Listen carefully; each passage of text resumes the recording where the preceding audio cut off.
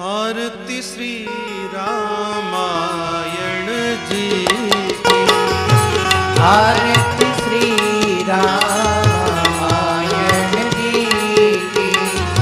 कीरति कलित ललित सिय पिय की। कीरत कलित ललित सिय पिय की। गावत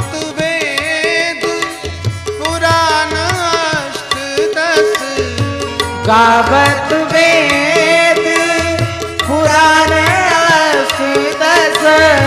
छहों शास्त्र सब ग्रंथन को रस। छहों शास्त्र सब ग्रंथन को रस।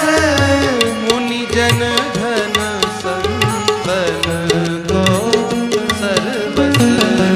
मुनि जन धन सर्वस। सार अंश सम्मति सब ही की। सार अंश सम्मति सब ही की। आरती श्री रामायण जी की। आरती श्री रामायण जी की। गावत वेद पुराण अष्टदश। गावत वेद पुराण अष्टदश। छहों शास्त्र सब ग्रंथन को रस। छहों शास्त्र सब ग्रंथन को रस। मुनि जन धन संतन सर्वस। मुनि जन धन संतन को सर्वस। सार अंश सम्मति सब ही की। सारे अंश सम्मति सब ही की। आरती श्री रामायण जी की। आरती श्री रामायण जी की। गावत संतत शंभु भवानी। गावत संतत शंभु भवानी। अरुघट संभव मुनि विज्ञानी। अरुघट संभव मुनि विज्ञानी। व्यास आदि कविवर जी बखानी। व्यास आदि कविवर जी बखानी। काग भुसुंडी गरुड़ के प्रिय की। काग भुसुंड गरुड़ के हिय की। आरती श्री रामायण जी की। आरती श्री रामायण जी की। कलिमल हरनी सय रस फीकी। कलिमल हरण विषय रस पीकी। सुभग श्रृंगार मुक्ति ज्योति की। सुभग श्रृंगार मुक्ति युवती की। दलन रोग भव मोरियमी की। दलन रोग भव मोरियमी की। तात माधो सब विधि तुलसी की। तात मात सब विधि तुलसी की। आरती श्री रामायण जी की। आरती श्री रामायण जी की। रामचंद्र भगवान की जय।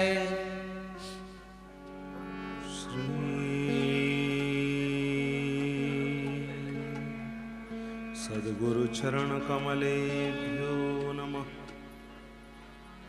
श्री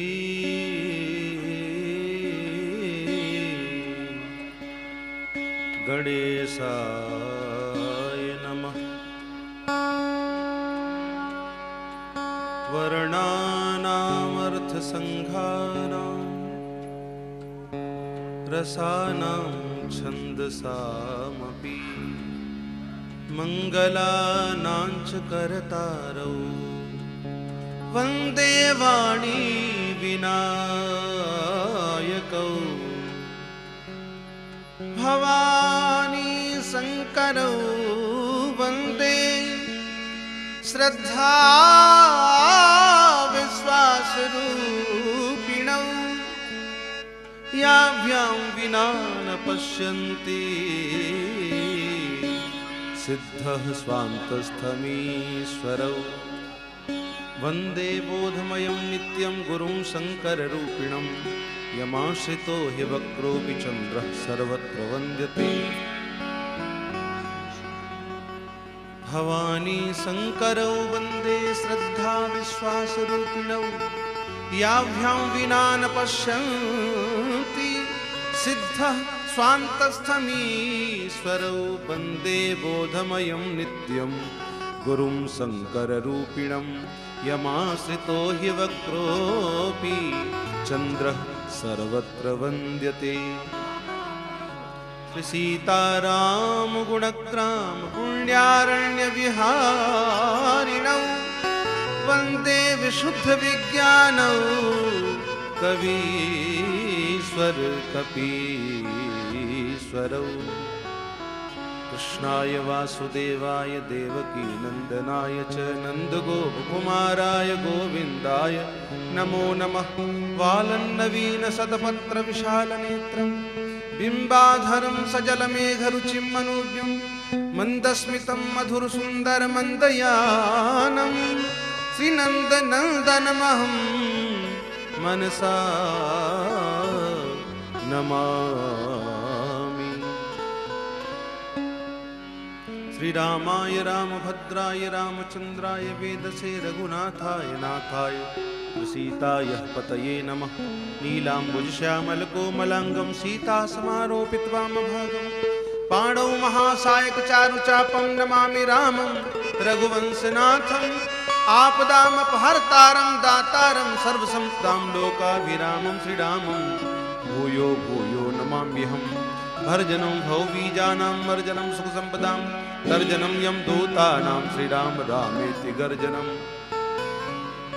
गुरुर्ब्रह्मा गुरुर्विष्णु गुरुर्देवो महेश्वरः गुरुर्साक्षात् परब्रह्म तस्मै श्री गुरवे नमः। भक्ति भक्त भगवंत गुरु चतुर्नाम वपु एक तिनके भगवंदन किए नाशत विघ्न अनेक। मेरी भवबाधा हरो श्री राधा नागर जातनु की झाई परे श्याम हरित दुत होए। श्री सद्गुरु चरण कमलेभ्यो नमः। गाइए गणपति जगवंदन गाइए गणपति जगवंदन गाइए गणपति जगवंदन गाइए गणपति जगवंदन गणपति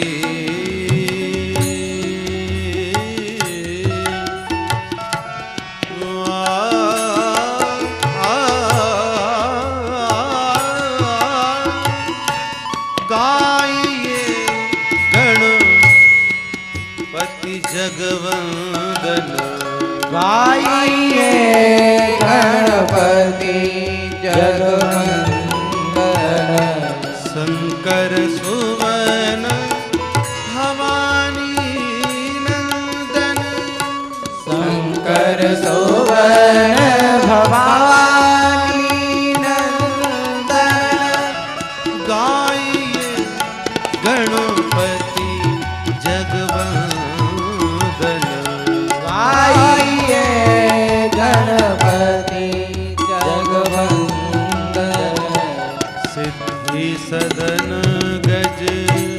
बदन विनायक सिद्धि सदन गज बदन विनायक कृपा सिंधु सुंदर सब लायक कृपा सिंधु सुंदर सब लायक मोदक प्रिय मुद मंगल दाता मोदक प्रिय मुद मंगल दाता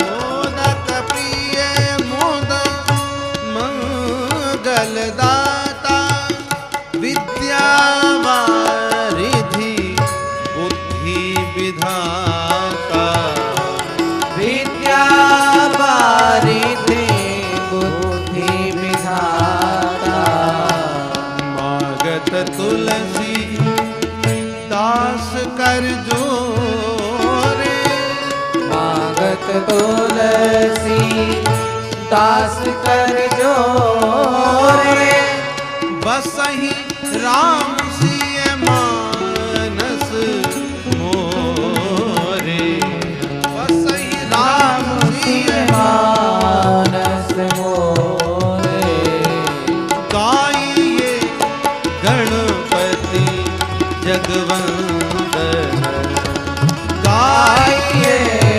गणपति जगवंदन गाइए गणपति जगवंदन शंकर सुवन भवानी नंदन गाइए गणपति गणपति गणपति जगवंदन गाइए गणपति जगवंदन गाइए गणपति गणपति गणपति बोलो रामचंद्र भगवान की जय श्री जनक नंदिनी की जय श्री लाढ़ले लखन लाल की जय जय पवन सुत हनुमान की जय जय जय जय श्री राम राधे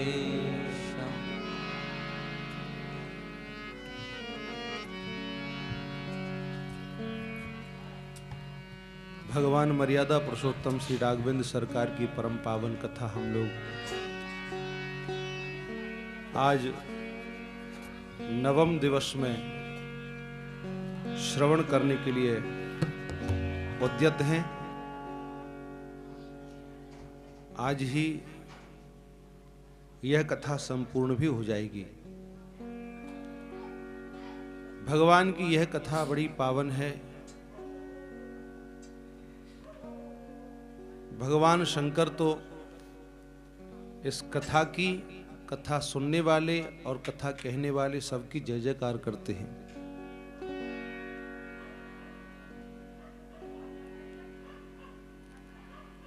आइए हम लोग दो चार चौपाइयां हैं और राम कथा की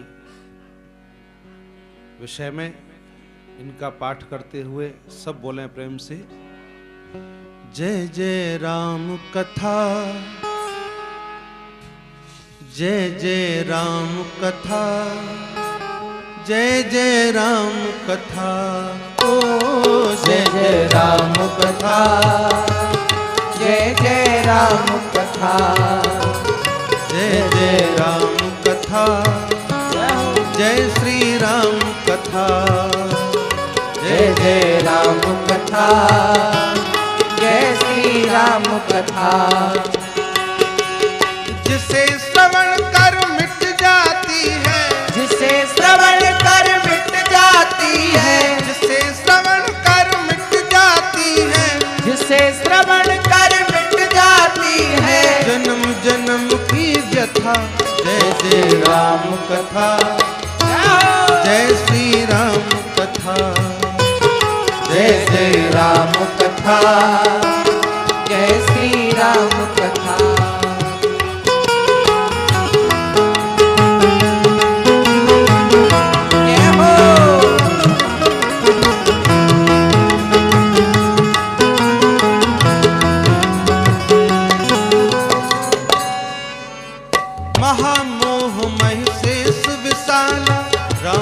कथा कालिका कराला।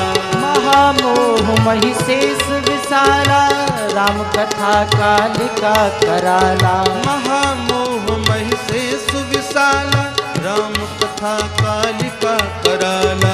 महामोह महिषेष विशाला राम कथा कालिका कराला। राम कथा शशि किरण समाना संत चकोर करहि देहि पाना। राम कथा शशि किरण समाना संत चकोर करे जही पाना। सुनकर तू भी अमर हो जाए। सुनकर तू भी अमर हो जाए। सुनकर तू भी अमर हो जाए। श्री अनु हनुमंत यथा। जय श्री राम कथा। जय श्री राम कथा। जय श्री राम कथा। जय श्री राम कथा।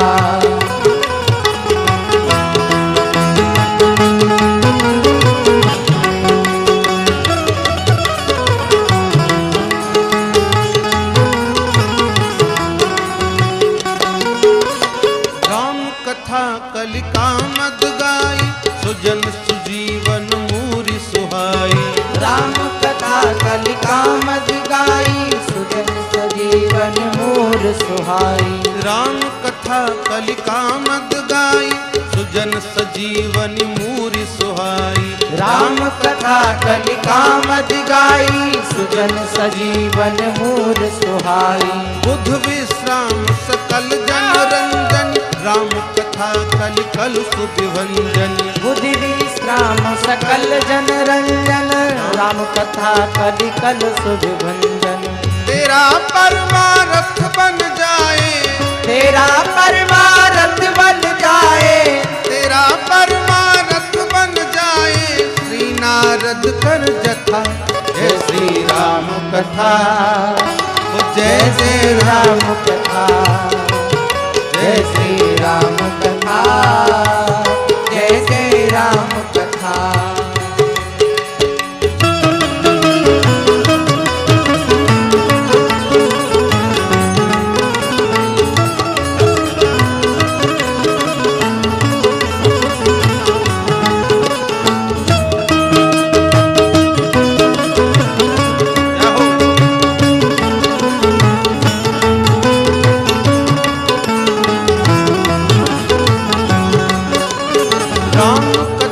कलि विटप कुठारी सादर सुन गिरिराज कुमारी।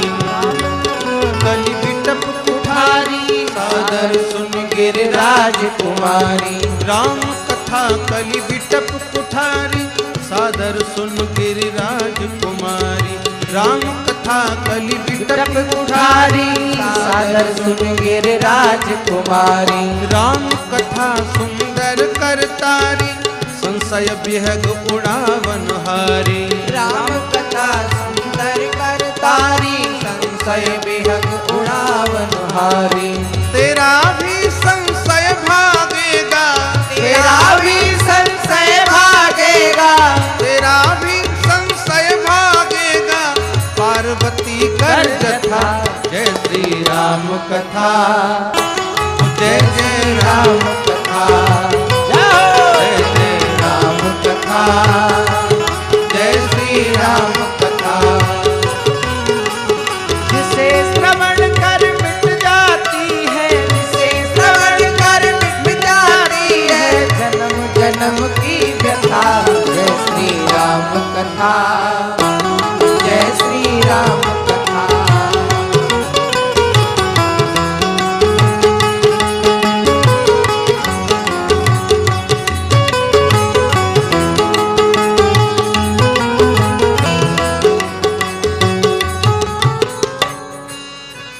देख परम बिरहा कुल सीता सोछन कपि कलप समवीता। देख परम बिरहा कुल सीता सोछन कपि कलप समवीता। देख परम बिरहा कुल सीता सोछन कपि कलप समवीता। देख परम बिरहा कुल सीता सोछन कपि कलप समवीता। रामचंद्र गुण वरने लागा सुनत ही सीता कर दुख भागा। राम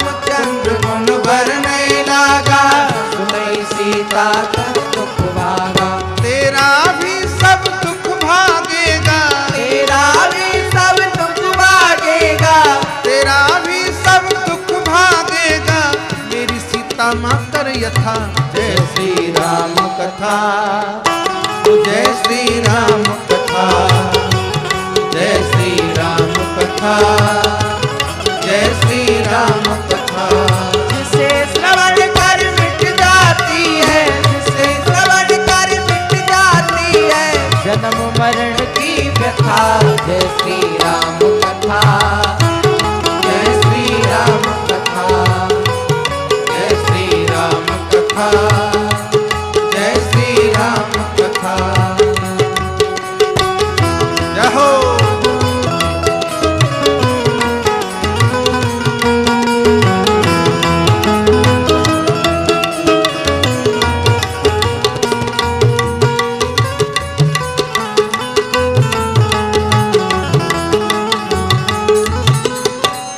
जय श्री राम कथा, जय श्री राम कथा, जय श्री राम कथा, जय श्री राम कथा। जिसे श्रवण कर मिट जाती है, जिसे श्रवण कर मिट जाती है, जिसे श्रवण कर मिट जाती है जन्म मरण की व्यथा। जय श्री राम कथा, जय श्री राम कथा, जय श्री राम कथा, जय श्री राम कथा, जय श्री राम कथा, जय श्री राम कथा, जय श्री राम कथा, जय श्री राम कथा। श्री रामचंद्र भगवान की जय। भगवान शबरी के आश्रम में पधारे। शबरी के आश्रम में जब भगवान पधारे तो भगवान के स्वरूप का शबरी ध्यान करते हुए, गुरुदेव ने मुझे बताया था भगवान तुम्हारे यहाँ कैसे आएंगे, उन्हें तुम कैसे पहचानोगी। सरसिज लोचन बाहु विशाला, भगवान का ऐसा रूप होगा। जटाओं का मुकुट होगा, गले में वनमाला होगी, लंबी भुजाएं और श्याम गौर सुंदर दो भाई, सबरी चरण परी लपटाई। भगवान के चरणों में मस्तक नवाया और लेकर के कुटिया में आसन पर बिठाया, चरण प्रक्षालन किए, सादर जल्ले चरण पखारे, पुन सुंदर आसन बैठारे। और उसके पश्चात कंद मूल फल सुरस अति दिए राम कहूँ आने, प्रेम सहित प्रभु खाए बारंबार बखाने। भगवान के लिए कंद मूल और फल प्रदान किए। मूल उसको कहते हैं जिस की जड़ खाई जाए, जैसे मूली या गाजर, ये भी मूल ही है। कंद जो पृथ्वी के अंदर लगने वाला फल होता है, बहुत प्रकार के कंद होते हैं। वनवासी लोग कंद मूल फल का ही आहार करते हैं और वही सब प्रदान किए। बहुत से भक्तों की भावना है कि सबरी माता ने बेर भगवान को खिलाए, और कई कवियों ने बड़े सुंदर सुंदर पदों की भी रचना की है। सबरी माता ने भगवान को बेर खिलाए हैं। यद्यपि ऐसा भाव तो वाल्मीकि रामायण में भी आया है कि सबरी माता ने फल चाक चाक करके, मीठे मीठे जो फल थे वो खिलाए हैं भगवान को, और खट्टे फलों को सबरी निकाल देती थी, जो मीठे मीठे होते थे वही भगवान को खिलाती थी। लेकिन बेर का नाम नहीं आया है। बेर का नाम रामचरितमानस में भी नहीं आया है। और तो और भगवान श्री गोस्वामी तुलसीदास जी महाराज ने बहुत से ग्रंथों की रचना की है, लेकिन किसी में भी उन्होंने बेर का नाम नहीं लिया है कि सबरी माता ने बेर खिलाए हैं। कुछ एक लोग ऐसा भी कहते हैं कि जिस समय सीता जी का हरण हुआ था, तो जानते हैं सीता जी का हरण हुआ था, हनुमान नाटकम में बताया गया है, देवताओं की आधी रात्रि और पितरों के आधे दिन। देवताओं की आधी रात्रि, पितरों के आधे दिन और दिन के तीसरे पहर में सीता जी का हरण हुआ। तो इस हिसाब से जब अनुमान लगाया जाए तो कार्तिक शुक्ला अष्टमी के दिन, कार्तिक शुक्ला अष्टमी के दिन और तीसरे पहर में यानी लगभग 2 बजे के आसपास में सीता जी का हरण रावण के द्वारा हुआ था। देवताओं का दिन होता है जब उत्तरायण के सूर्य होते हैं तो देवताओं का दिन होता है, दक्षिणायन के सूर्य होते हैं 6 महीने की देवताओं की रात्रि होती है।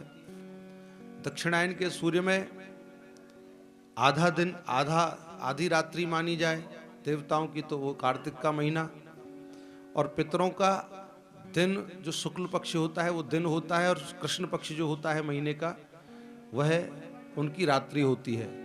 तो पितरों की आधा दिन और देवताओं की आधी रात्रि। कार्तिक शुक्ला अष्टमी के दिन सीता जी का हरण हुआ और भगवान उनकी खोज करने के लिए चले। 1-2 दिन में पहुंच गए होंगे सबरी माता जी के पास में। तो लोग कहते हैं कि कार्तिक के महीने में बेर की फसल होती नहीं है, बेर मिलते ही नहीं है, और जो होते नहीं है बेर वो फिर सबरी माँ ने कहां से उनके लिए उपलब्ध कराए। कुछ लोग कहते हैं कि सबरी माता ने पहले ही, हम लोग राजस्थान में जाते हैं तो बेर सुखा करके रख लेते हैं, और वो उन सूखे हुए बेरों को साल भर तक खाते हैं। मध्य प्रदेश में भी देखा है कि बेरों को इकट्ठा करके फिर उनको कूट पीस करके और उनका चूर्ण बना लेते हैं। देखा जाए तो बेर किसी भी दृष्टि से पथ्य नहीं हो सकता, वो कुपथ्य है। बेर कभी भी खाया जाए वो पथ्य नहीं है, कुपथ्य ही है। लेकिन फिर भी जहां प्रेम समाहित है, सबरी माता ने भगवान के लिए कंदमूल फल का तो भोग लगाया ही है, उसमें बहुत से भक्तों की भावना ये है कि मीठे मीठे चाख चाख बेर लाई भीलनी। वो बेर लाई और भगवान को बेर खिलाए। झूठे फल खाए राम सकुचे न भाव जान। भगवान को झूठे फल खिलाए लेकिन फिर भी भगवान संकुचित नहीं हुए और बड़े प्रेम से बारंबार बखान करके वह बेर खाए। मीठे मीठे चाख चाख बेर लाई भीलनी। मीठे मीठे चाख चाख बेर लाई भीलनी। मीठे मीठे चाख चाख।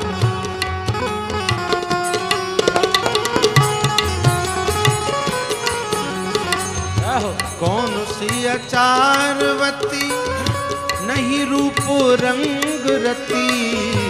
कौन सी अचारवती नहीं रंग रती।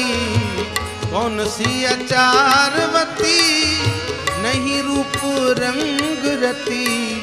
ये जात हो कि कुलहीन। जात ही कि कुलहीन और बड़ी ही कुचीलनी। जात ही कि कुलहीन बड़ी ही कुचीलनी। मीठे मीठे चाख चाख बेर लाई भीलनी। मीठे मीठे चाख चाख बेर लाई भीलनी। मीठे मीठे चाख चाख। झूठे फल खाए राम सकुचे न भाव जान। झूठे फल खाए राम सकुचे न भाव जान। तुम तो प्रभु ऐसी करी रस की रसीलनी। तुम तो प्रभु ऐसी करी सीलनी। मीठे मीठे चाक चाक बेर लाई भीलनी। मीठे मीठे चाक चाक बेर लाई भीलनी। मीठे मीठे चाक चाक। सांची प्रीत करे कोई अग्रदास तरे सोई।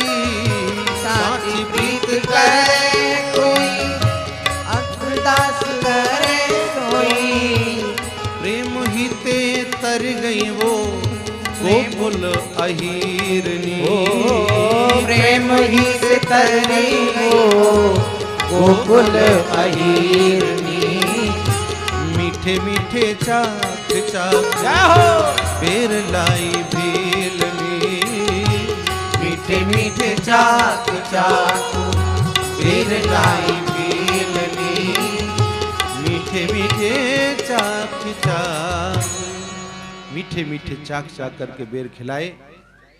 रसिक बिहारी जी ने तो एक कवित्व में बेरों के ढेर लगा दिए हैं। बेर बेर बेर कह सराहें बेर बेर बहू। बेर बेर देते हैं बंधु कहूँ टेर टेर लेहो तो लखन यह वाहु ते अधिक मीठो। रसिक बिहारी देत बंद कहूँ टेर टेर। बहुत से बेर भगवान को खिलाए और भगवान ने बड़े प्रेम से खाए। बारंबार बखाने, बहुत प्रशंसा करते हुए बहुत अच्छे हैं। एक राजस्थान के तुलसीदास जी हुए हैं, उन्होंने भी एक पद गाया है। सबरी थारा मीठा लागे है बोर। सबरी थारा मीठारी लागे है बोर। सबरी थारा मीठा लागे है बोर। इन बोरन में को अति मीठे हरी जिनकी है खारी को। सबरी थारा मीठारी लागे है वो। थारा मीठा लागे है वो। कवहु की मैया हमें ले देती पर इनमें स्वाद कछुओं। खात सराहत वे दोनों भैया कौशल राज किशोर।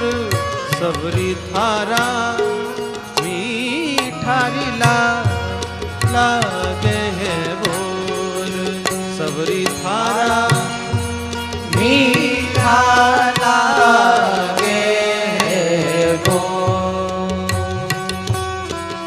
भगवान कहते हैं कि कभी कभी अयोध्या में भी जब हम छोटे थे तो मैया हमारे लिए बेर मंगाती थी और हम लोग बेर खाते थे।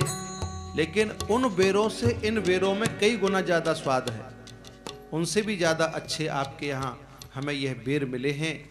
कोई कोई बेर तो बहुत ज्यादा मीठे हैं, लेकिन उनकी जो कोर है वह खट्टी है और बाकी बेर सारा मीठा है। ऐसा कहकर के भगवान ने बहुत प्रशंसा की।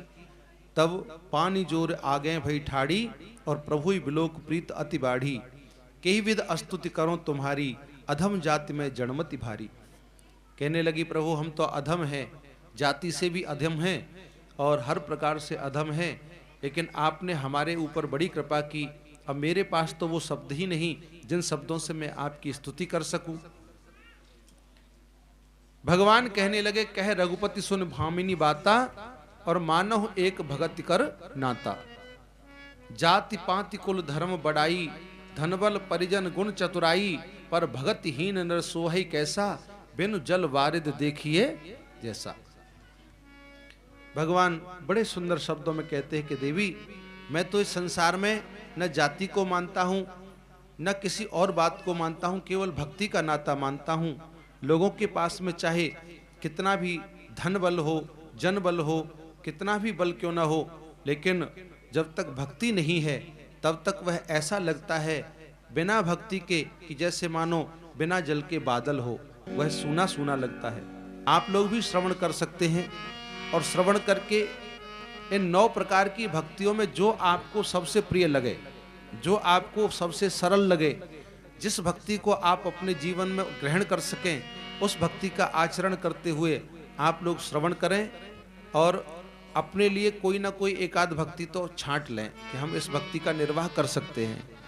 भगवान कहते हैं सबसे प्रथम भक्ति कौन सी है कि प्रथम भगति संतन कर संगा, प्रथम भगति संतन कर संगा, दूसरी रति मम कथा प्रसंगा, दूसरी रति मम कथा प्रसंगा। पहली भक्ति है कि संतों का सत्संग करे, सज्जनों का संग करे, यह मेरी पहली भक्ति है। दूसरी भक्ति है कि मेरी कथाओं में रति हो, कथा प्रसंगों में प्रेम हो। और तीसरी भक्ति भगवान बताते हैं गुरु पद पंकज सेवा, तीसरी भगति अमान, चौथी भगति मम गुण गण, करई कपट तजगान। गुरु के चरणों की सेवा करना, ये तीसरी भक्ति बताई गई है।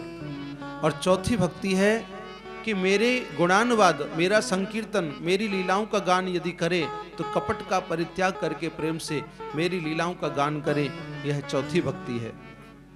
और पांचवी भक्ति है मंत्र जाप मम दृढ़ विश्वासा, मंत्र जाप दृढ़ विश्वासा, मंत्र जाप मम दृढ़ विश्वासा, पंचम भजन सुवेद प्रकाशा। पांचवी भक्ति है मंत्र जाप करे, जो गुरुदेव के द्वारा दिया गया मंत्र है उसका दृढ़ता और श्रद्धा पूर्वक, विश्वास पूर्वक उसका जाप करना चाहिए। तथा छठ दम शील विरति बहुकर्मा। हम लोग संसार के बहुत से कामों में फंसे रहते हैं, हमें चाहिए प्रत्याहार जिसे कहते हैं, धीरे धीरे अपनी आवश्यकताओं को कम करते चले जाएं और उसी प्रकार धीरे धीरे अपने मन को भी संसार के बाह्य व्यवहार से अंतर्मुखी करके अपनी आवश्यकताओं को कम करते हुए और संसार के जितने काम हैं उनसे धीरे धीरे वैराग्य लेकर के छठ दमशील इंद्रियों का दमन करे और निरंतर सज्जन धर्मा, सज्जनों जैसा आचरण करते हुए सज्जन धर्म का पालन करे। सातम सम मोहिमय जग देखा और मोते अधिक संत कर लेखा। सारे संसार में मेरा दर्शन करे, यह सातवीं भक्ति है। और संतों को तो मुझसे भी ज्यादा पूजे। आठम जथा लाभ संतोषा, सपने हूं नहीं देखे परतोषा। आठवीं भक्ति क्या है कि यथा लाभ से ही संतोष कर ले। अधर्म पूर्वक धन कमाने की चेष्टा न करे और परिश्रम के द्वारा, ईमानदारी के द्वारा जो धन हम उपार्जन कर सकते हैं उसी से संतोष कर लेना चाहिए। और स्वप्न में भी किसी दूसरे व्यक्ति के दोषों की ओर दृष्टि न डालते हुए अपने हृदय के दोषों का निवारण करते हुए और संसार से गुणों को ग्रहण करना चाहिए। सज्जनों, जड़ चेतन गुण दोषमय विश्व कीन करतार। गुण और दोष तो हर व्यक्ति के अंदर होते ही हैं, लेकिन संत हंस गुण गहाए पय परिहरि वारि विकार। जैसे हंस दूध और पानी मिलाकर के रख दीजिए, वो केवल दूध को ग्रहण कर लेगा और पानी को छोड़ देगा। उसी प्रकार संत भी गुण रूपी जल को ग्रहण कर लेते हैं और अधर्म रूपी पानी को छोड़ देते हैं। और नवम सरल सब सन छल हीना और मम भरोस ही हर्ष न दीना। नौवीं जो भक्ति है कि बड़ी सरल है, सबके साथ में छल विहीन होकर के हमें व्यवहार करना चाहिए। कभी सुख आने पर प्रसन्न न हो और दुख आने पर दुखी न हो, एक जैसा रह करके भगवान का स्मरण करता रहे। कभी कष्ट में घबराए नहीं और सुख में फूले नहीं, यह मेरी नौवीं भक्ति है।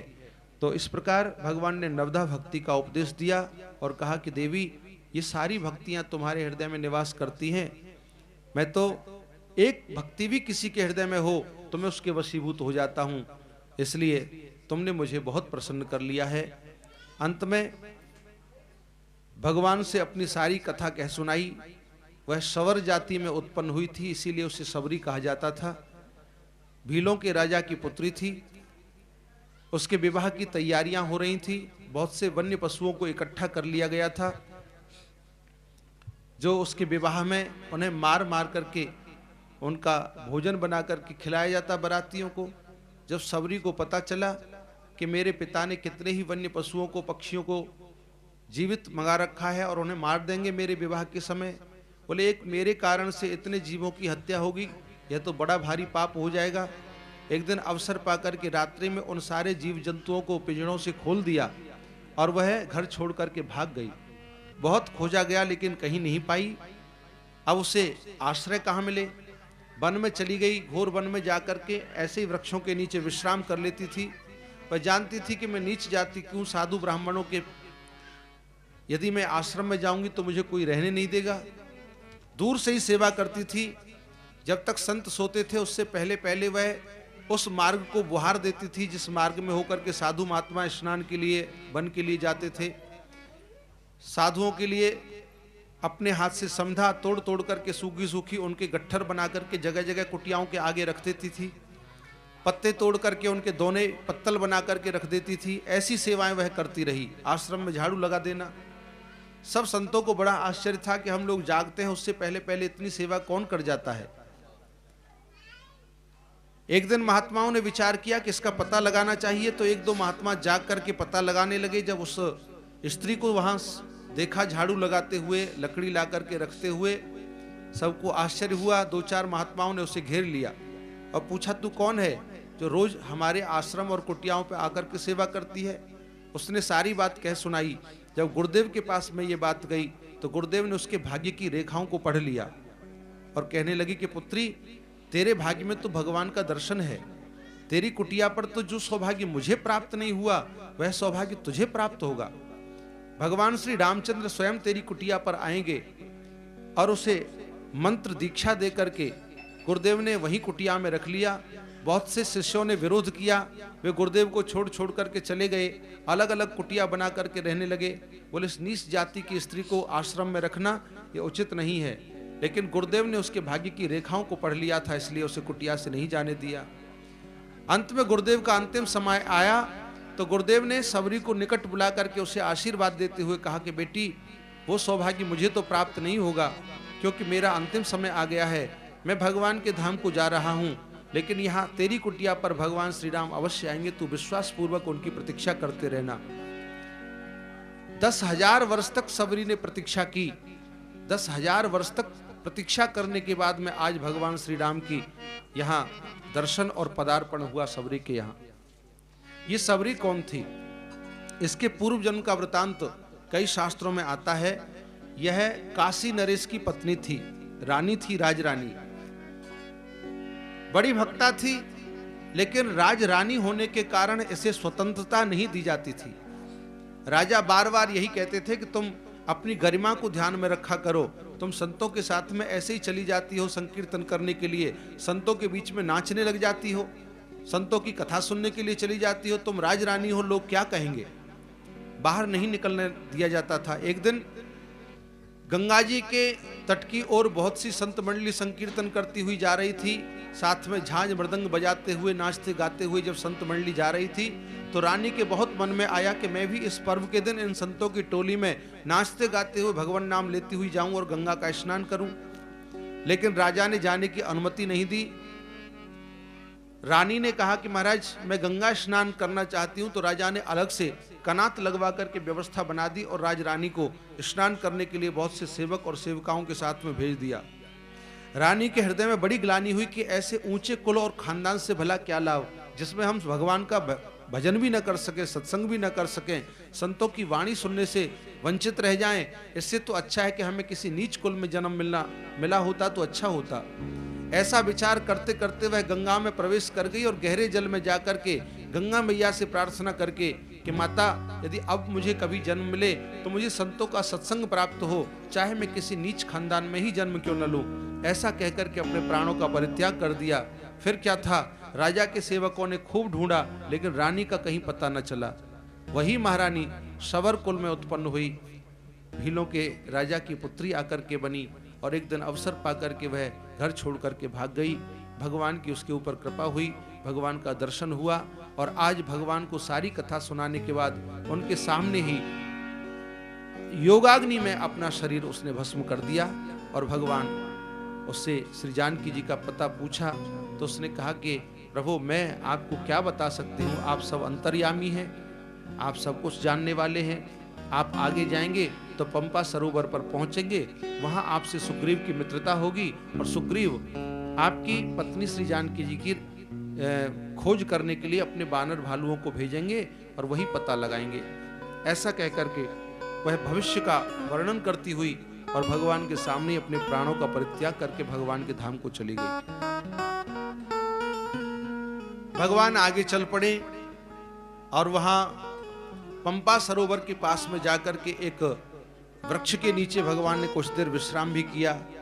वहां की शोभा का वर्णन भी भगवान के द्वारा हुआ। यहाँ नारद जी का आगमन हुआ और भी बहुत से देवता आए, भगवान को प्रणाम करके चले गए।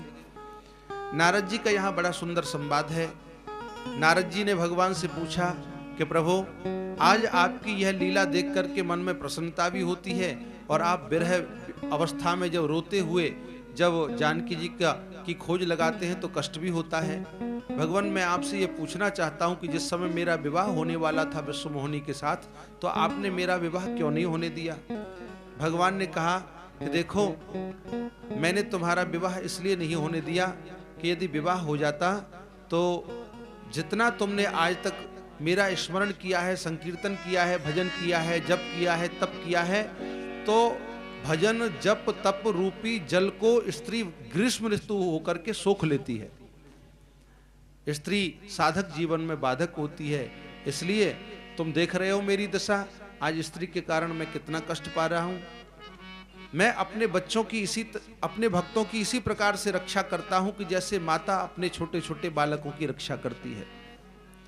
भक्त तो मेरे पुत्र के समान है, यद्यपि ज्ञानी भी मेरे पुत्र के समान है, लेकिन ज्ञानी जो है वो प्रौढ़ युवा अवस्था वाले पुत्र के समान है।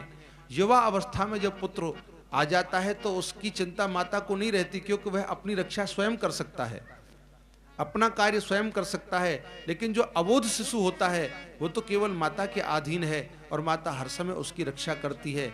उसी प्रकार भक्त को मेरा बल होता है और ज्ञानी को अपने ज्ञान का बल होता है।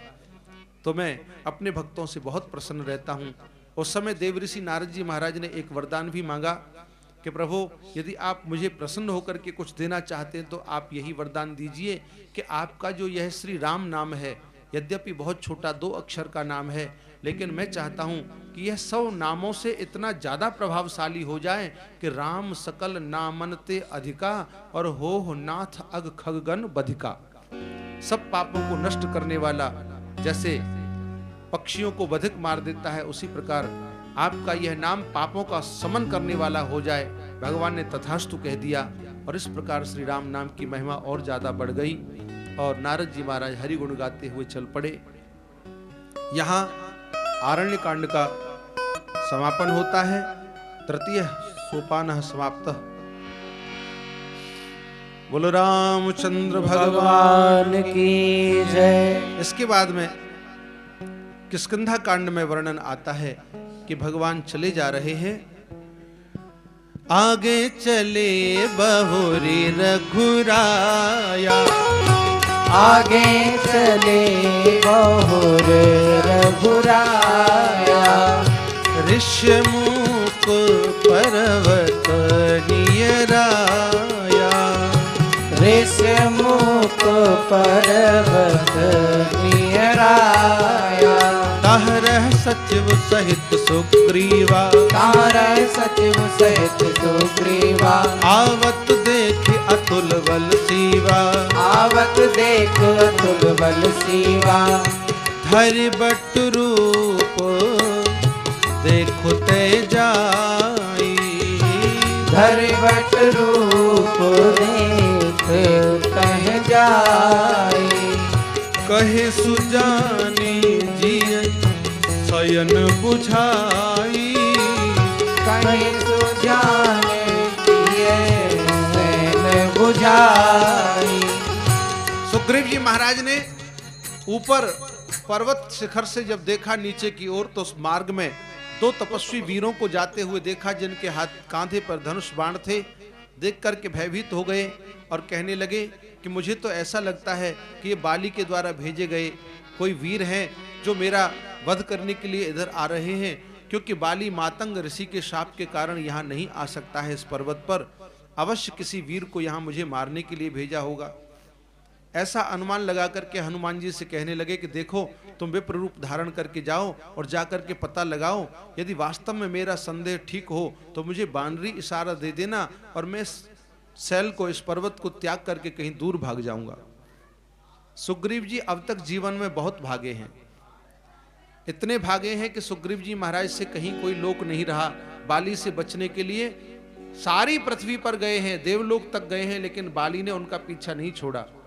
अंत में यहीं मतंग ऋषि ने जब आकर के उन्हें यह स्थान बताया कि आज के बाद यहाँ यदि बाली आएगा इस पर्वत पर, तो वह स्वयं प्राणांत उसका हो जाएगा, उसके मस्तक के टुकड़े टुकड़े हो जाएंगे। इस भय के कारण बाली उस पर्वत पर नहीं आता था और वहाँ सुग्रीव सुख शांति पूर्वक रहते थे। हनुमान जी महाराज विप्र का वेश बना करके भगवान के पास में पहुंचे और माथ नाय पूछत अस भयऊ, पहले भगवान को प्रणाम किया और प्रणाम करने के पश्चात उनसे ऐसा पूछने लगे कि को तुम श्यामल गौर शरीरा, क्षत्रिय रूप फिरौ बन बीरा। आप कौन हैं? बड़े सुंदर हैं, श्याम गौर आपका रंग है और क्षत्रियों जैसा आपने रूप बना रखा है, आखिर है कौन? मैं तो ये समझता हूं कि कहीं ऐसा तो नहीं कि तुम तीन देव मह को नर नारायण की तुम दो, या तो आप ब्रह्मा विष्णु महेश में से कोई है, या नर नारायण स्वयं यहाँ इस वेश में यहाँ चल करके आ गए हैं, या जग कारण तारण भव धरणी, जग कारण तारण भव भंजन धरणी भार कि तुम अखिल भुवनपति लीन मनुज अवतार। आप कौन हैं? कृपा करके अपना परिचय दीजिए। भगवान कहने लगे कि देव, आपको हम तपस्वी जैसे नहीं लग रहे हैं। आपने कहा कि क्षत्रिय रूप फिरौ बन बीरा, क्षत्रिय का रूप बना रखा है, तो आपको हम असली क्षत्रिय से नहीं लगते हैं? बोले हाँ, आप ना तो असली क्षत्रिय से लगते हैं और ना आप तपस्वी से लगते हैं। राम जी ने कहा आप भी हमें असली ब्राह्मण से नहीं लग रहे हैं।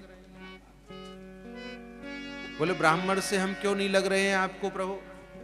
बोले क्षत्रिय जैसे हम क्यों नहीं लगते हैं आपको, आप बताइए।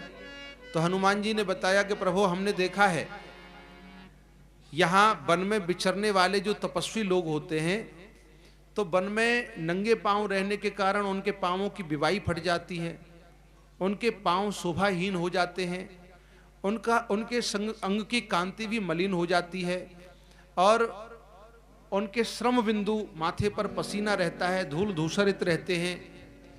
हमने देखा है कि आपके ना तो माथे पर पसीना आया हुआ है, आप नंगे पांव घूम रहे हैं, फिर भी कठिन भूमि कोमल पदगामी, फिर भी आपके पांव इतने कोमल और सुकुमार बने हुए हैं, इसलिए नहीं लगता कि आप तपस्वी हैं। हम तपस्वियों के लक्षणों को जानते हैं वन में रहने के कारण। भगवान ने कहा कि ठीक है, तुमने ठीक ही पहचाना है, लेकिन हमें आप ब्राह्मण जैसे इसलिए नहीं लगते हैं कि आप ब्राह्मण हैं। ब्राह्मण अवस्था में छोटा हो या बड़ा हो, इससे कोई तात्पर्य नहीं, लेकिन क्षत्रिय तो हमेशा ब्राह्मण को प्रणाम ही करता है। और यहाँ आप जब आए तो आपको हमें प्रणाम करना चाहिए था, और हमसे पहले माथ नाय पूछत असभयु, आपने हमको प्रणाम कर दिया। ब्राह्मण होते तो आप हमको क्षत्रिय रूप में देखकर भी प्रणाम नहीं करते। हनुमान जी महाराज समझ गए कि महाराज आप बहुत चतुर हैं और हमारी भूल को भी आपने पकड़ लिया। वास्तव में हम ब्राह्मण तो नहीं है, लेकिन आप अपना परिचय दीजिए। भगवान ने परिचय दिया कि कौशलेश दशरथ के जाए, कौशलेश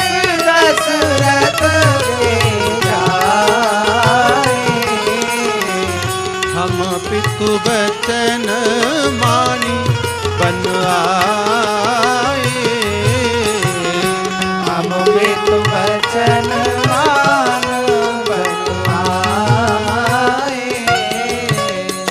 यहाँ हरि निश्चर वैदेही विप्र फिरे हम खोजत तेही। हे विप्र, हम महाराजा दशरथ के पुत्र हैं, पिता की आज्ञा मान करके वन में आए हैं। साथ में हमारी पत्नी भी थी जिनका किसी निशाचर ने हरण कर लिया है, उन्हीं की खोज करते हुए हम वन वन में भटक रहे हैं।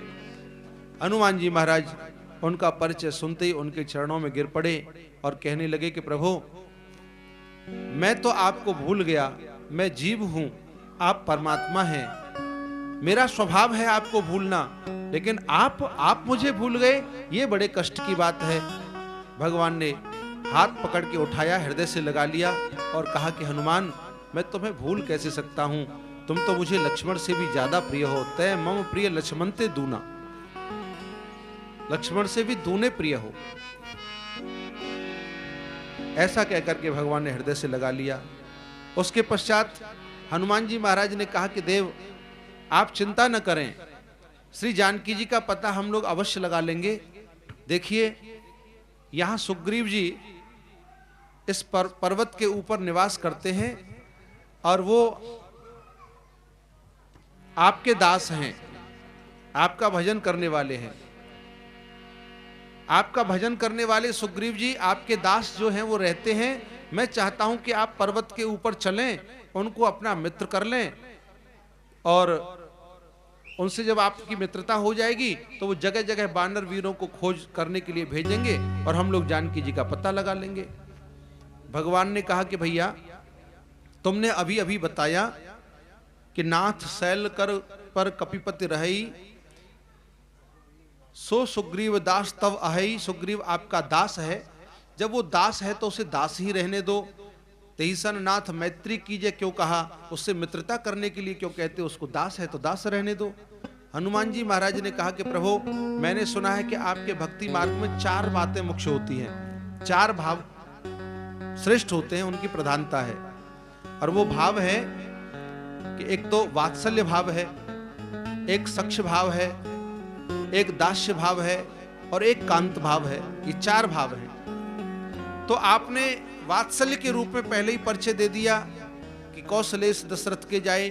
दशरथ जी महाराज आपको वात्सल्य भाव से भजते हैं, वो आपके पिता हैं।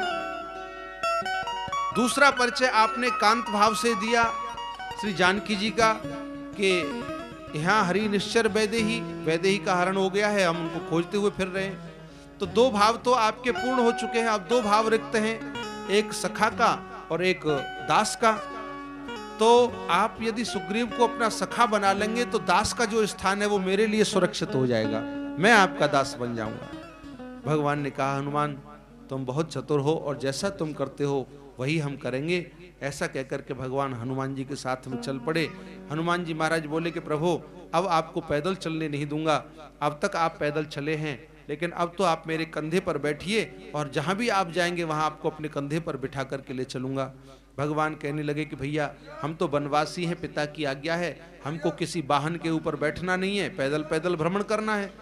हनुमान जी बोले कि आपको वाहन के लिए मना किया है।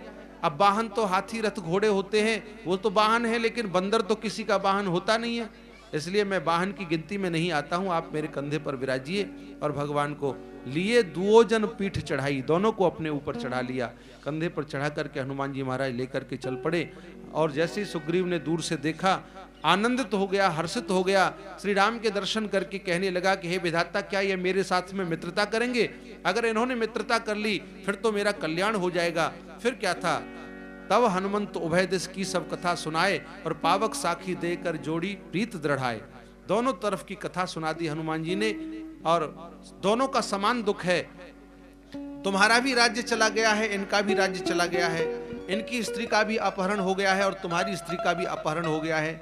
दोनों का एक जैसा कष्ट है, इसलिए आप दोनों मित्रता कर लीजिए, तो एक दूसरे की सहायता करने से दोनों के काम बन सकते हैं। ऐसा कहकर के हनुमान जी ने अग्नि प्रज्वलित की और कीन प्रीत कछु बीच न राखा। कोई शर्त नहीं रखी, बिना शर्त के ही दोनों ने प्रीति की। प्रीति में सुग्रीव ने कहा कि प्रभु, मैं तन मन से आपकी सेवा करूंगा, धन तो मेरे पास में है नहीं, तो राम जी ने भी कहा कि भैया तन मन से मैं भी तुम्हारी सेवा करूंगा, धन तो मेरे पास भी नहीं है, हम दोनों एक जैसे हैं। फिर क्या था, भगवान ने सुग्रीव से पूछा कि भैया तुम यहां पर्वत पर निवास करते हो, इसका क्या कारण है? सुग्रीव ने सारा कारण कह सुनाया। प्रभु, मैं और बाली दोनों भाई हैं, हम दोनों में बहुत ज्यादा प्रेम था। बाली बल के अभिमान में इतना फूला हुआ था कि उसे कोई यदि ललकारता था तो वह सहन नहीं कर पाता था। एक बार की बात है, मैं सुत मायावी तिहनाऊं, मैं का पुत्र मायावी हमारे गांव में आ गया और उसने जोर से बाली को ललकारा। वह इतना विशाल काय था, इतना बलवान था कि वह चट्टानों को उखाड़ उखाड़ करके फेंकता जाता था। उसके चलने से पृथ्वी कंपायमान होती थी। वह विशाल काय देहधारी राक्षस जब हमारे नगर में आ गया तो बाली किसी की ललकार को सुनता नहीं, वह गदा लेकर के चल पड़ा। दोनों में युद्ध हुआ। भयंकर युद्ध होते होते बाली उसका पीछा करने लगा, वो आगे आगे भागने लगा। मैंने देखा मेरा भाई अकेला जा रहा है तो मैं भी प्रेम के कारण बाली के साथ साथ चल पड़ा। वह राक्षस एक गुफा में प्रवेश कर गया। बाली जब गुफा में जाने लगा तो पीछे मुड़ करके देखा, मैं उसके पीछे पीछे आ रहा हूं। तो बाली ने मुझसे कहा कि भैया तुम मेरे पीछे ना आकर के केवल इस गुफा के द्वार पर खड़े रहो, मैं इसको मार करके 15 दिन के बाद में आ जाऊंगा। परखिस मोह एक पखवारा, केवल 15 दिन मेरी प्रतीक्षा करना। यदि 15 दिन में मैं नहीं आता हूं तो तुम ये समझ लेना कि बाली मारा गया और तुम नगर के लिए लौट जाना। सुग्रीव वहीं खड़े रहे, दोनों युद्ध करने के लिए गुफा में घुस गए। घमासान उनमें युद्ध हुआ। 1 महीने तक प्रतीक्षा करता रहा सुग्रीव, लेकिन बाली लौट करके नहीं आया। 1 महीने के बाद उसमें से रक्त की धारा निकल के आई। रक्त की धारा को देख करके सुग्रीव ने अनुमान लगा लिया कि बाली को मार दिया है राक्षस ने। ऐसा अनुमान देख करके उस शिला, एक बड़ी भारी शिला लेकर के गुफा के द्वार पर लगा दी, गुफा को बंद कर दिया और स्वयं वहां से लौट करके चला आया। बाली जब राक्षस को मारने के बाद में बहुत समय के बाद लौट करके आया, नगर में देखा तो नगर में सिंहासन पर तब तक मंत्रियों ने बिना राजा की प्रजा देख करके सुग्रीव को राज्य पर अभिषिक्त कर दिया था। बाली के आने पर सुग्रीव ने राज्यपाट सब सौंप दिया बाली को, लेकिन फिर भी बाली ने यही समझा कि इसने छल किया है और ये मुझे वहां शिला दे करके चला आया था, इसलिए बाली ने बहुत मारा सुग्रीव को। सुग्रीव अपनी प्राण रक्षा के लिए तीनों लोकों में भ्रमण करता रहा। अंत में वहां उस पर्वत के ऊपर आकर के निवास करने लगा जहां मतंग ऋषि के द्वारा वह शापित था। भगवान ने सारी कथा सुनी। सुनने के बाद में भगवान श्री राम ने प्रतिज्ञा कर ली कि सुन सुग्रीव, मारे हूं बाली ही एक ही बाण में, एक बाण से बाली को मार दूंगा और ब्रह्म रुद्र शरणागत गए न उबरहि प्राण। चाहे वह ब्रह्मा रुद्र की शरण में जाएगा तब भी उसके प्राण नहीं बचेंगे। सुग्रीव को संदेह हुआ कि भगवान, वह बाली ऐसा बलवान है कि जो सामने लड़ने वाला आता है मानो तो उसका आधा बल उसी में चला आता है और वह किसी से आज तक पराजित नहीं हुआ है। भगवान बोले कि तुम्हें संदेह हो रहा है तो मेरी परीक्षा कर लो। तब दुंदुभी अस्थि ताल दिख रहा है। एक दुंदुभी नाम का राक्षस, वह शूकर के रूप में आकर के लड़ाई करने के लिए आया था बाली से और बड़ा भयंकर युद्ध हुआ था। कभी वह भैंसा बन जाता था, कभी हाथी बन जाता था, बाली से युद्ध करता था। एक बार वो भैंसा के रूप में जब युद्ध कर रहा था तो बाली ने उसके पिछले दोनों पांव पकड़ के और उसे पृथ्वी पर पछाड़ करके उसे समाप्त कर दिया था। और फिर उसे घुमा करके, जब वो मर गया तो घुमा करके उसे फेंक दिया और वो जाकर के पड़ा मतंग ऋषि के आश्रम में। मतंग ऋषि ने उसे शाप दे दिया कि जो इस भैंसा की जो अस्थियों का जो पहाड़ जैसा बन गया था, इन अस्थियों को जो ढहा देगा वही बाली के ऊपर विजय प्राप्त कर सकता है। भगवान उस स्थान पर गए और अंगूठी के सहारे से थोड़ा सा उसमें धक्का दिया, उसे 10 योजन दूर फेंक दिया अस्थियों के समूह को। सुग्रीव कहने लगा कि प्रभु, जिस समय बाली ने इसको फेंका था उस समय तो इसमें रक्त भी था, इसमें बहुत वजन था और अब तो ये सूख करके हल्का हो गया है तो आपने फेंक दिया। बाली ने तो इसे जब ये ताजा ताजा मरा था तब इसको फेंका था।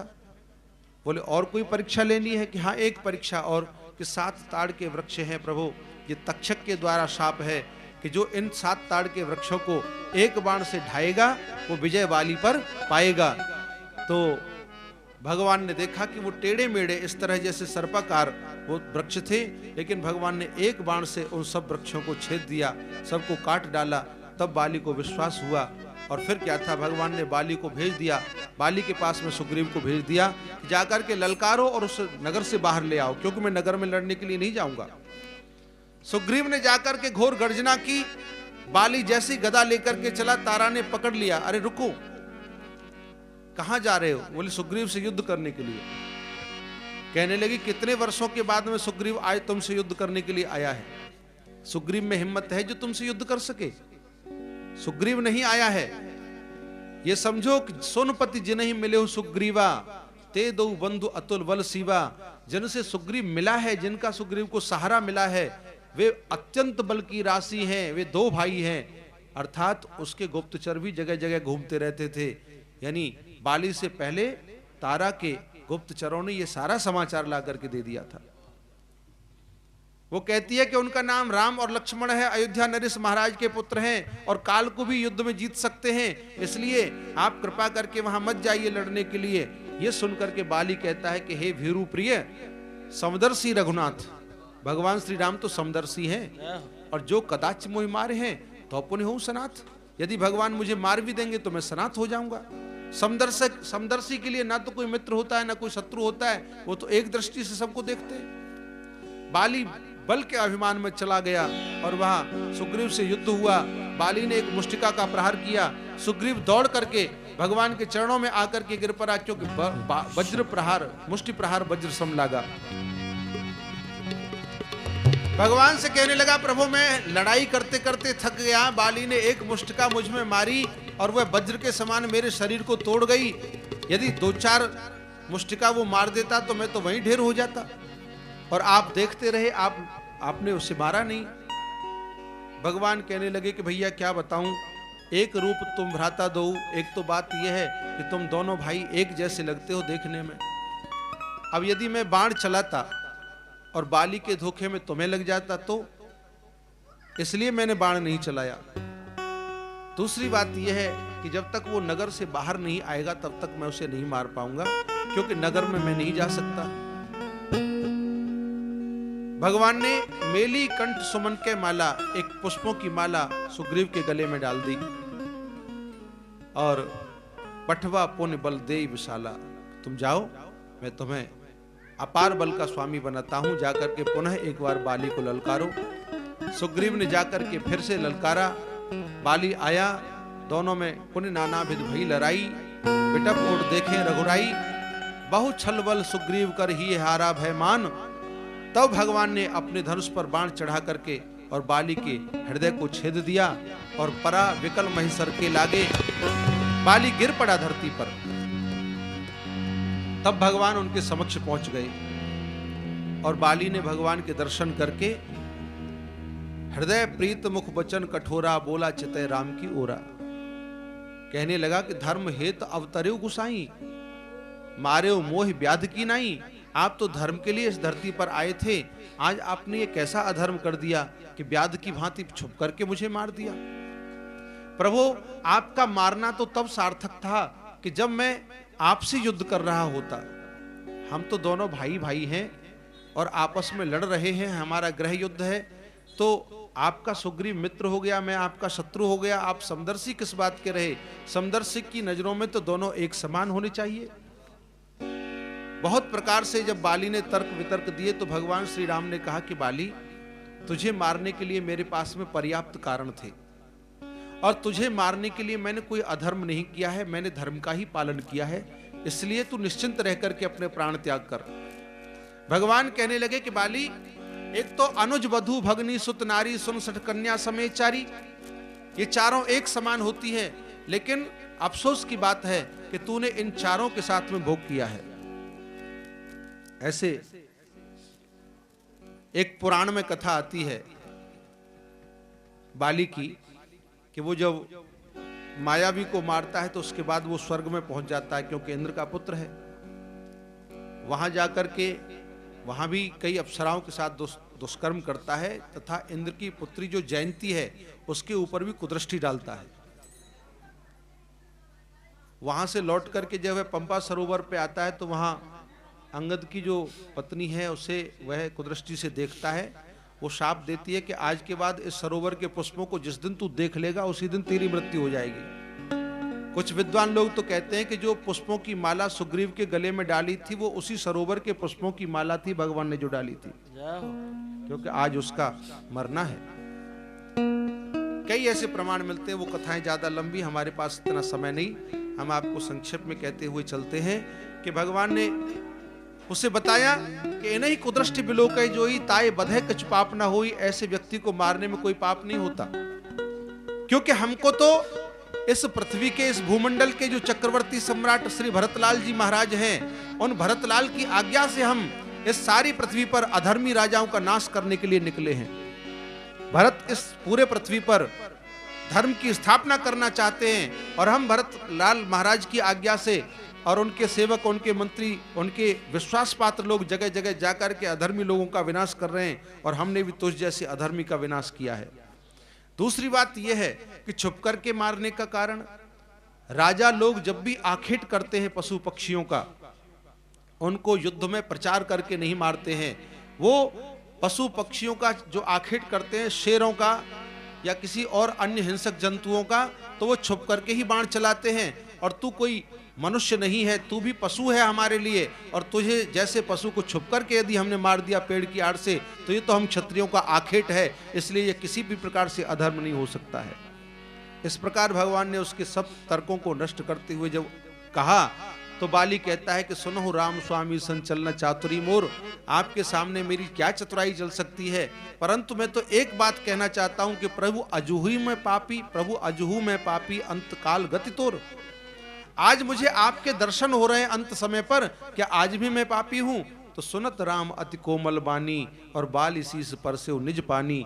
कोमल बाणी सुनकर के तो भगवान पिघल जाते हैं। बाली के मस्तक पर हाथ रख करके कहा कि मैं तुम्हें अचल किए देता हूं, तुम्हें अमर किए देता हूं। बाली कहता है कि प्रभु ऐसा बनाव फिर कभी नहीं बनने वाला है, क्योंकि जिसका नाम लेकर के भगवान शंकर काशी में मरने वाले जीव को मुक्ति प्रदान करते हैं, जिनके नाम का स्मरण करने के लिए योगी जन जन्म जन्मों तक अभ्यास करते हैं कि मरते समय राम का नाम आ जाए, लेकिन अंत राम कहे आवत नहीं, अंत समय पर राम का नाम नहीं आता है। सो मम लोचन गोचर आगे, वही परमात्मा मेरी आंखों के सामने है। ऐसा बना फिर नहीं बनेगा, इसलिए प्रभु अब तो मैं अपने प्राणों का परित्याग करना चाहता हूं, परंतु हां एक विनय मेरी अवश्य है, ये अवनाथ कर करुणा बिलो कहु देहु जो बर मागऊं, जेहि जोनि जन्मो कर्म वस्तः राम पद अनुरागऊं। यह मेरा जो बालक है ये भी मेरे ही समान बलवान है, आप इसकी रक्षा करते हुए आपके हाथ में इसे सौंपता हूं, इसे अपने पास में ही रखना, सुरक्षित रखना। भगवान को अंगद का हाथ सौंप दिया और बाली ने राम चरण दृढ़ प्रीत कर बाल कीन तन त्याग, सुमन माल जिम कंठते गिरत न जाने नाग। सज्जनों, शास्त्र कहते हैं कि जन्म के समय और मरण के समय दोनों समय इतना भयानक कष्ट होता है जीवात्मा को कि उस कष्ट की कोई सीमा नहीं है। जन्म के कष्ट को हम लोग भूल गए हैं, क्योंकि वह अबोध अवस्था में हमको प्राप्त हुआ था, और मरण का कष्ट अभी हमने देखा नहीं है, इसलिए हमें पता नहीं है।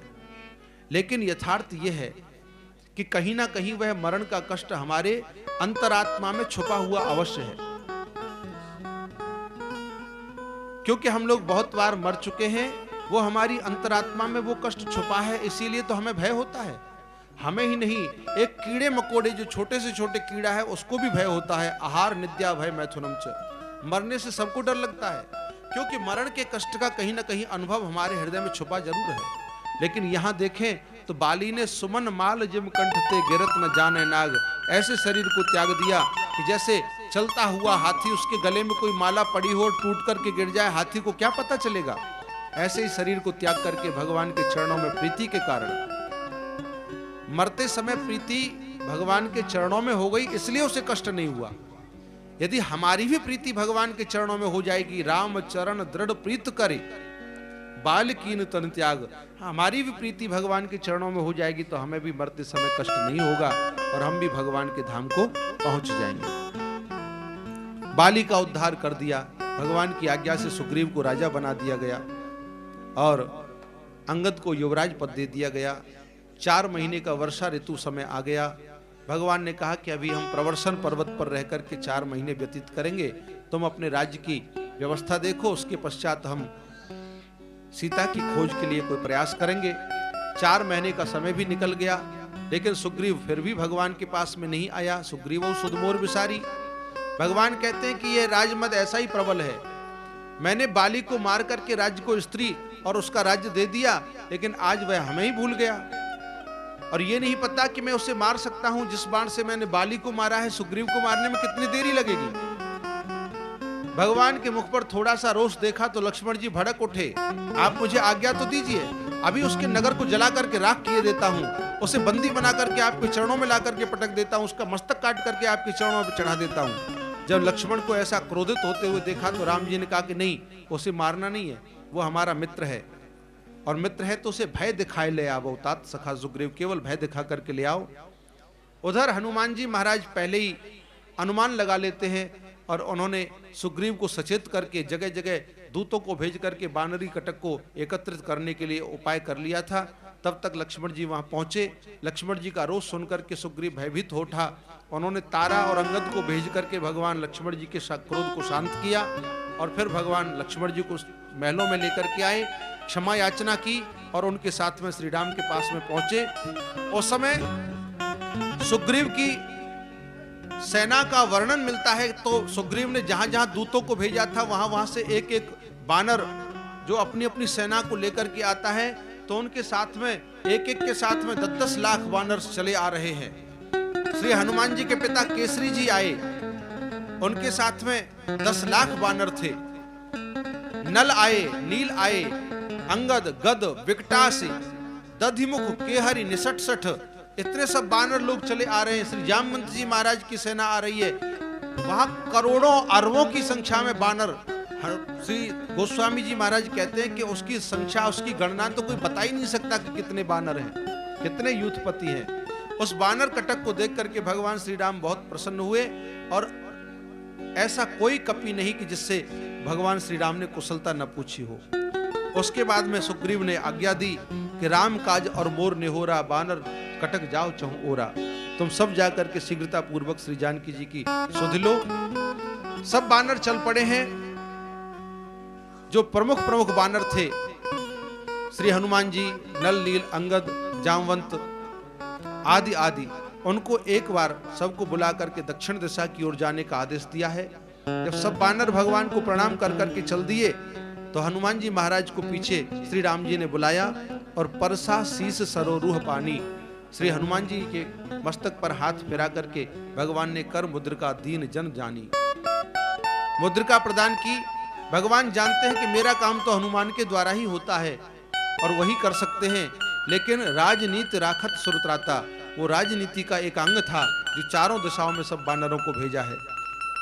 हनुमान जी महाराज कृतकृत्य हो गए क्योंकि उस मुद्रिका के ऊपर राम नाम लिखा हुआ था।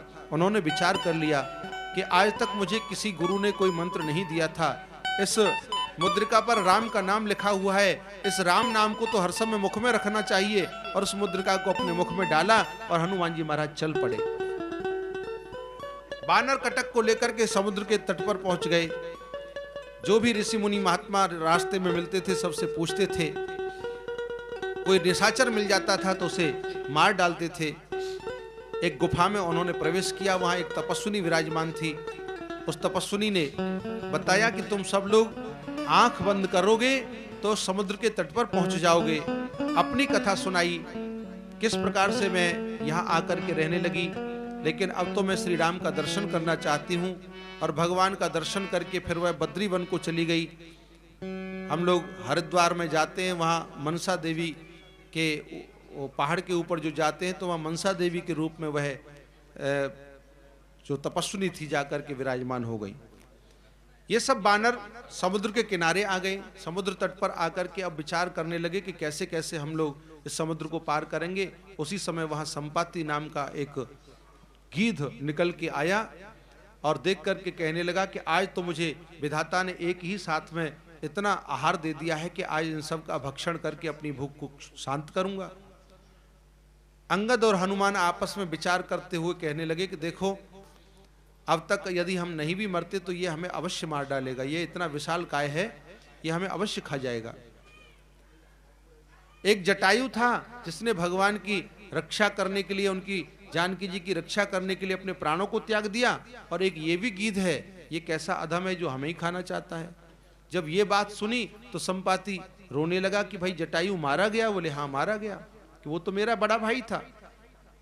बानर पूछने लगे भैया तुम इतने दूर दूर क्यों रहते हो? तो उसने सारी कथा कह सुनाई कि एक बार हम लोग अपने बल के अभिमान में इंद्र को विजय करने के लिए चल पड़े थे स्वर्ग में।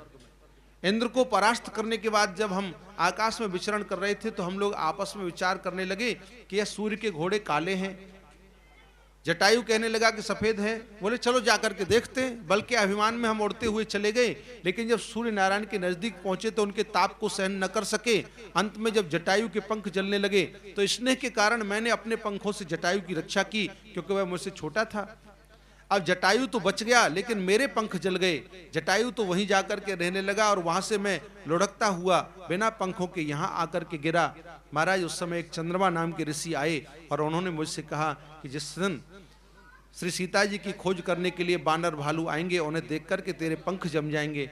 आज मुझे लगता है कि मेरे कल्याण के लिए आप लोग यहाँ आ गए और मेरे पंख धीरे धीरे निकल रहे हैं। यह सुनकर के बानर भालू बहुत प्रसन्न हुए। बोले भैया हम सीता जी की खोज करने के लिए जा रहे हैं, तो हमारी क्या सहायता कर सकते हो? तो बताया कि सीता जी की खोज करने के लिए जा रहे हो कि देखो अब तो मैं बूढ़ा हो गया हूं, लेकिन पहले तो मैं इतना बलवान था कि समुद्र को भी पार कर जाता था उड़ करके, लेकिन मैं यहीं से देख रहा हूं कि मुझे जानकी जी दिखाई दे रही हैं। मैं भली प्रकार से जानता हूं कि रावण उनका हरण करके ले गया है और अशोक वाटिका में बैठ करके वह भगवान का स्मरण कर रही हैं। इस प्रकार से जब संपाति ने बताया और उनको धैर्य बंधाते हुए, उनको साहस दिलाते हुए कहा कि जो नाघई सत योजन सागर करई सो राम काज मति आगर। आज जो 100 योजन के समुद्र को पार कर जाएगा वही भगवान श्री राम का कार्य भी पूरा कर पाएगा। अब वे सारे बानर आपस में विचार करने लगे कि कौन जाकर के और इस सागर को पार कर सकता है। तो निज निज बल सब काहू भाखा, पर पार जाए कर संशय राखा। कोई भी बानर उस समुद्र को पार करने में सामर्थ्य नहीं दिखा सका। उस समय अंगद कही जाऊं मैं पारा, पर जिये संशय कछ फिरती बारा। अंगद ने कहा कि मैं पार तो कर सकता हूं, परंतु वहां से लौटने में मुझे बड़ा संदेह है, मैं लौट नहीं पाऊंगा। संदेह का कारण भी बताया, कई कारण हैं, छोड़िए अब समय ज्यादा नहीं। तो इधर जामवंत जी ने कहा कि हम आपको भेज भी नहीं सकते, क्योंकि आप हमारे नायक हैं, हमारे नेता हैं। आपको यदि हम भेज देंगे तो बिना नेता के ये सब इनको कौन संभालेगा? जामवंत जी कहने लगे मैं जा सकता था, लेकिन बूढ़ भयो, अब तो मैं बहुत बूढ़ा हो गया। जिस समय भगवान ने बलि बांधत प्रभु बाढ़ेऊ सोतन वरण न जाए, जिस समय बलि का बंधन किया था और उससे तीनों लोगों को नाप लिया था, दान में ले लिया था, तो उस समय भगवान ने त्रिविक्रम रूप जो धारण किया था, उस समय केवल 2 घड़ी में मैंने 7 प्रदक्षिणा उस पूरी पृथ्वी की थी। उस समय मैं बहुत बलवान था। जामवंत जी महाराज एक बार युवा अवस्था में जब थे तो एक राक्षस ने 24 कोस लंबा पहाड़ उठा करके उनके घुटनों में दे मारा था। तो जामवंत जी के घुटने कमजोर हो गए थे, इसलिए भी वो समुद्र को लांघने में असमर्थ थे। यद्यपि उनके समान बलवान पूरी सेना में कोई नहीं था उस समय भी। अरे कृष्णा अवतार में, द्वापर में भगवान श्री कृष्ण से उनका 27 दिन और रात लगातार युद्ध हुआ। जो कृष्ण भगवान से इतना भयंकर युद्ध कर सकते हैं, द्वापर में आके तो त्रेता में उनके बल की कमी नहीं थी।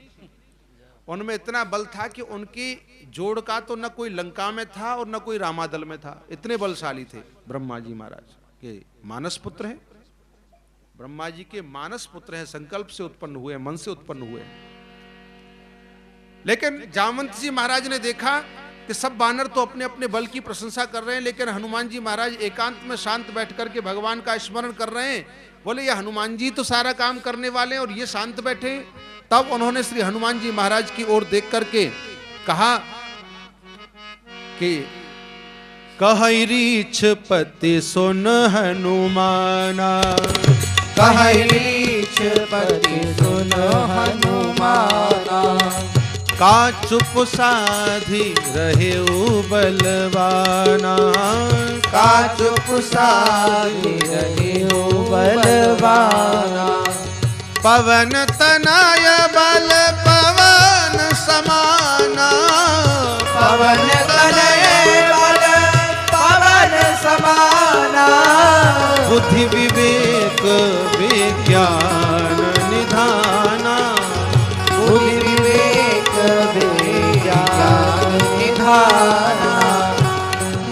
श्री जामवंत जी महाराज कहने लगे, हे हनुमान जी आप चुपचाप क्यों बैठे हैं? फिर भी हनुमान जी नहीं बोले।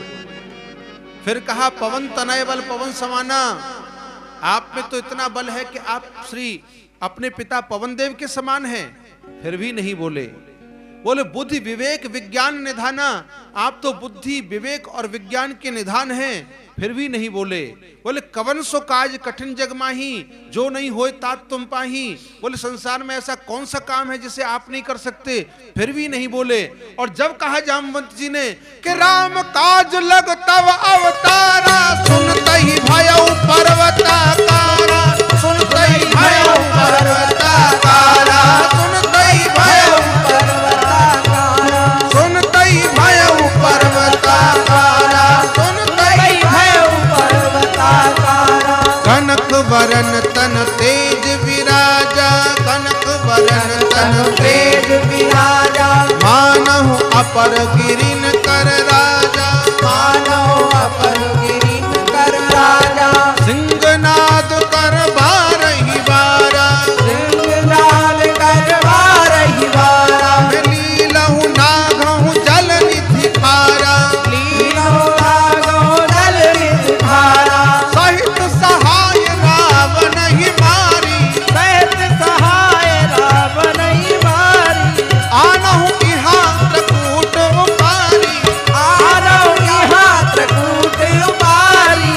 जामवंत में पूछहु तोही, जामवंत में पूछहु तोही। उचित सिखावन दीजहु मोही, उचित सिखावन दीजहु मोही।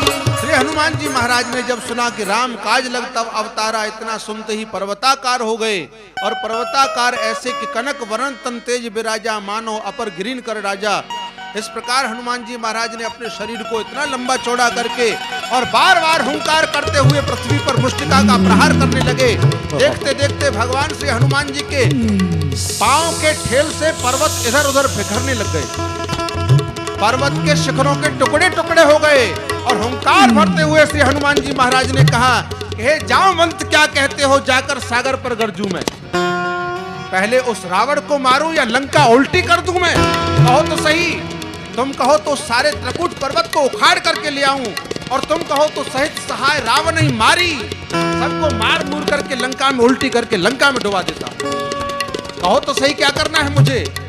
जामवंत जी ने हाथ जोड़ करके कहा कि महाराज धैर्य धारण करिए, केवल इतना करो, केवल इतना करना है आपको, ये सब करने की आवश्यकता नहीं है।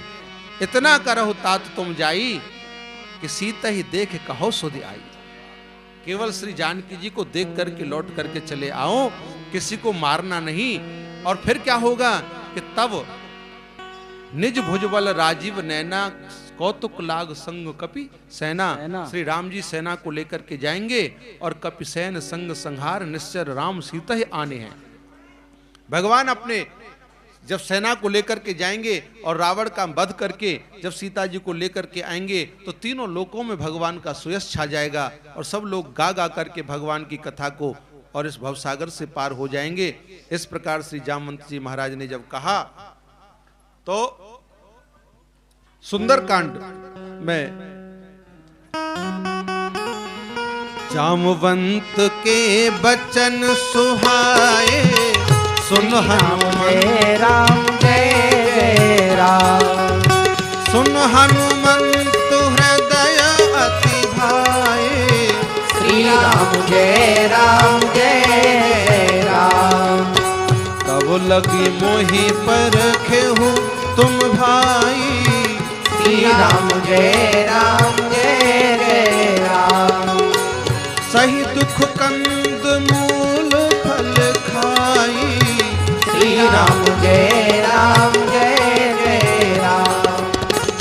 यह कही नाई सवनी कहूँ माथा, श्री राम जय राम जय जय राम। चले हरस ही धरि रघुनाथा, श्री राम जय राम जय जय राम।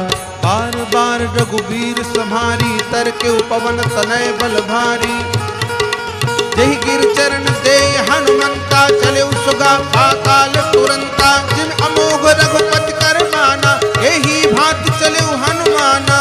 जल निधि रघुपति दूत बिचारी, ते में नाथ होहि श्रमहारी।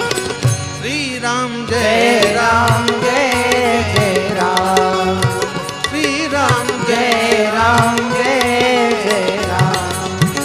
श्री हनुमान जी महाराज सबके चरणों में प्रणाम करके उनसे हाथ जोड़ करके कहने लगे कि हे हनुमान, जामवंत जी से कहने लगे कि हे जामवंत जी तथा हे अंगद जी, आप लोग यहाँ बैठ करके भगवान का स्मरण करते हुए मुझे आशीर्वाद देते रहना। ये एक समुद्र तो क्या, मैं ऐसे अनेक समुद्रों को लांघ सकता हूँ, और किसी प्रकार की चिंता मत करना, मैं श्री जानकी जी का अभी संदेश लेकर के और लौट करके आऊंगा।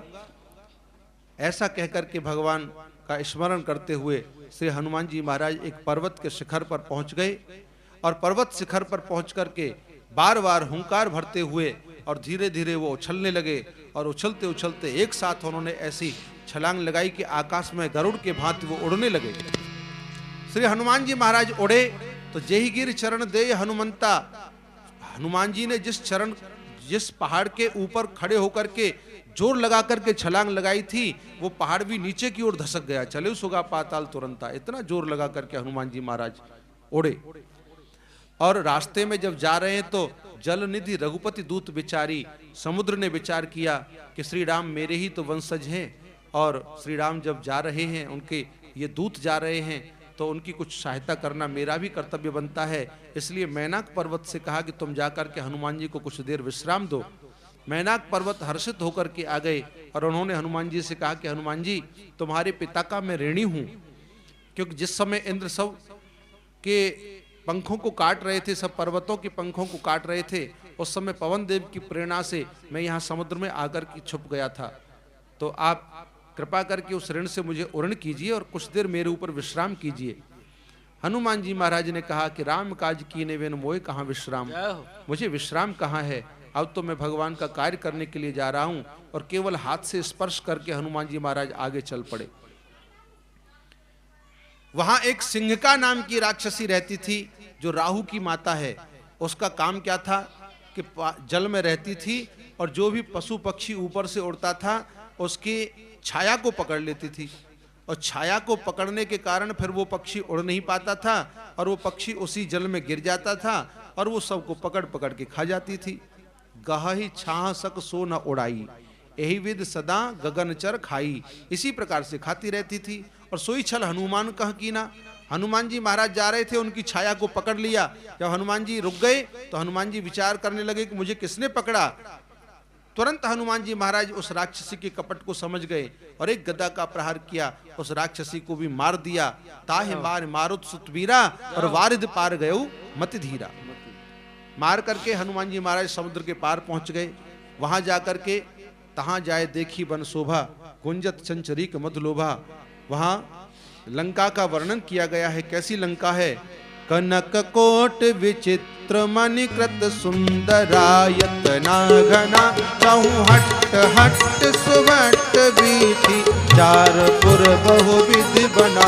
गजवाजी खच्चर निकर पदचर, रथ बरूथन कोगने, बहुरूप निश्चर जूठ अति बल, सैन वरनत नहीं बने। वन बाग उपवन बाटिका सर, कूप बापी सोहई, नर नाग सुर गंधर्व कन्या, रूप मुनि मन मोहई। कहूँ माल देह विशाल शैल समान अति बल गरजहि नाना अखारिन भी रही बहुविध एक एकन तरजहि कहूँ महेश मानुष कहूँ महेश मानस धेनु खर अज फल निशाचर बचहि कर जतन भट कोटिन विकट तन नगर 34 रक्षहि। ऐसा वहां का वर्णन किया। हनुमान जी ने एक ऊंचे शिखर से पूरी लंका का निरीक्षण किया। सुंदर सुंदर सोने के कोट कंगूरा बने हुए हैं, सुंदर परकोटा के बीच में बड़े अद्भुत। वहां 7 मंजिल के महलों का वर्णन वाल्मीकि रामायण में आया है। 7 मंजिल और 8 मंजिल, जिसको 7 महला और 8 महला पहले पूरे पहले जमाने में कहा जाता था।